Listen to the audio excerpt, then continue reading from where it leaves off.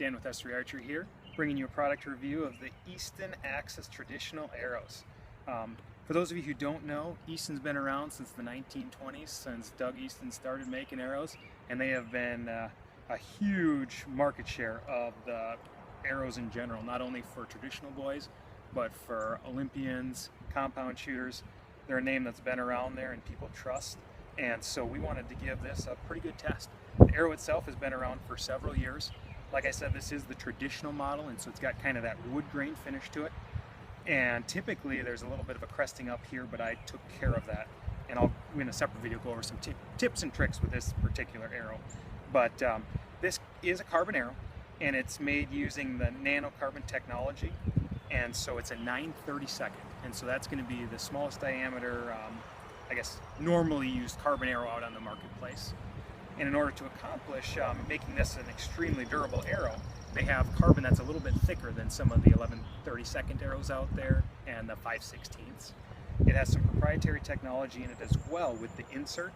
It has what's called the hidden insert technology, or HIT insert, and that's actually an insert that you epoxy inside the shaft itself, and so there's no collar on the front of it like most other arrows out on the marketplace today.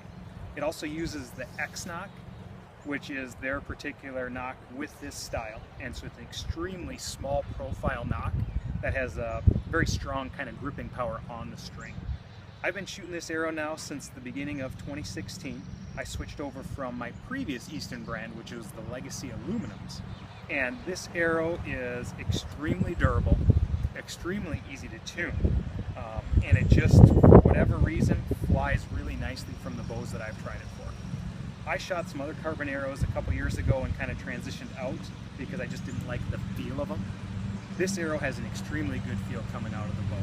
This particular one is a 400 spine, 9.8 grains per inch arrow. They have 600s all the way down to 340s, and so depending on what pound bow you're shooting, what type of bow, you'll have to play around a little bit with that. But for me, I wanted to go something that's a little bit front of center heavy. And so in this particular arrow kind of pack that I've got and I've been running, I have actually a brass insert up front, which is 75 grains, and then I'm running a 175 tip on it. 29.5 inches puts it just at around 577 grains. When I run the 250 broadhead, I use the standard aluminum insert, which is right around 13 or 15 grains, and so it nets pretty close to the same. And that's out of my 47-pound Bob Lee. The best thing about this arrow, I think, is the durability and the way it feels.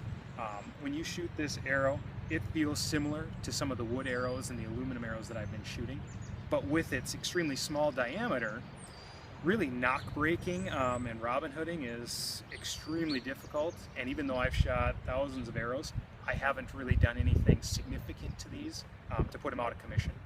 I have had a couple of knock strikes where it kind of just chips it, but unlike the slightly bigger diameter arrows, it seems like just the way that they hit, they kind of deflect, and you might have to replace the knock, but you're not wrecking your arrow. The one downside, though, to the durability is this exterior coat, or this wood grain finish that they put on.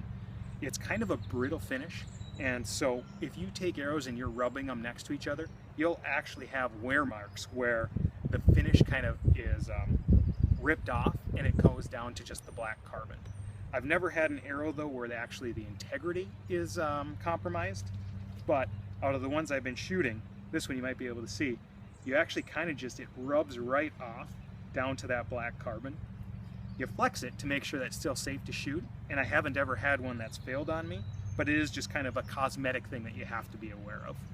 If you're a person that puts a lot of arrows in really tight groups, something like this with kind of that smaller diameter is really going to help you as far as not breaking your arrows, but you will end up getting that wear mark here.